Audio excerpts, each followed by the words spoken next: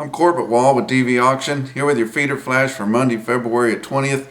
Coming into this week with a little more strength than we thought we was going to have due to keeping that extra dollar or gaining that dollar from what we thought the fat market was going to be and holding things pretty much steady at $1.20 in your 5-area feeding region. Your real-time index based on an 800-pound steer off of Beef Market Central there ended the week at 126.54 on the average.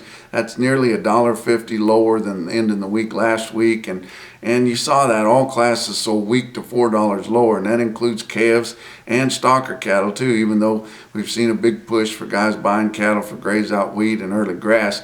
The only place where you saw consistent gains was in the southeast, and those order buyers are starting to fill orders to send west to get these cattle ready to turn out on that grass.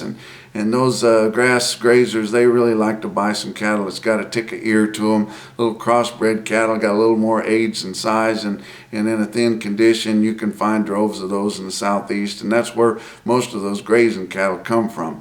When coming off grass, they don't have to be all black. They don't have to be all peas in a pod to get the big price coming off grass, because those feedlots really crave those cattle and would just as soon buy some of those hard crossbred cattle as they would about anything.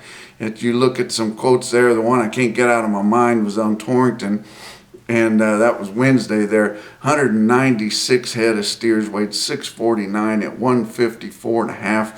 That's $1,003 a head. And if you look at what the August feeder board quotes for an 800-pound steer, that's $124.5. That's actually $7 less than what those cattle cost. But those cattle will weigh more than that coming off grass. Could get a 300-pound gain on a good season there, and that'll push them up to 950. But what's a 950-pound steer going to be worth coming off this summer? Maybe $1.15 at the most. That'd be $1,092, and that's only $90 to get you there, and I'm not sure that that's going to work out either. But in Lexington, Nebraska at noon on Friday, they had 126 steers weighed 722 at 142.25. That's $1,027. Now you put a big gain on those in the feedlot, take them up to about 1,400 pounds, but you got to take them at least that heavy to make any of these cattle work anymore. And a lot of these guys are taking them at 1,500 and 1,600 pounds, and it seems like we don't worry about fitting the boxes anymore. But a 1,400 pound steer coming out in August, just quotes to be on the board 101.35. That's $1,492. And if you figure that back, you can make that work if you can get those pounds put on a 58-cent gain. That could be tough. 58 could be a gain that you could find somewhere, but you still got a lot of expenses, a lot of freight, and some medicine and different things in there to make that work. But it looks like it'll work better than some of these grazing cattle would, even though that's the cheapest gain that you can find. You can get those gains down in around the 40-cent level there, but when you're buying them higher than what they're going to bring coming off, you still can't make it work. But look at some of them southeastern calves in Bluegrass Market at Richmond, Kentucky there on Friday. They had 100 head of 521-pound crossbred steers there, bring 150, 170. That's just $790, and that looks like that could work.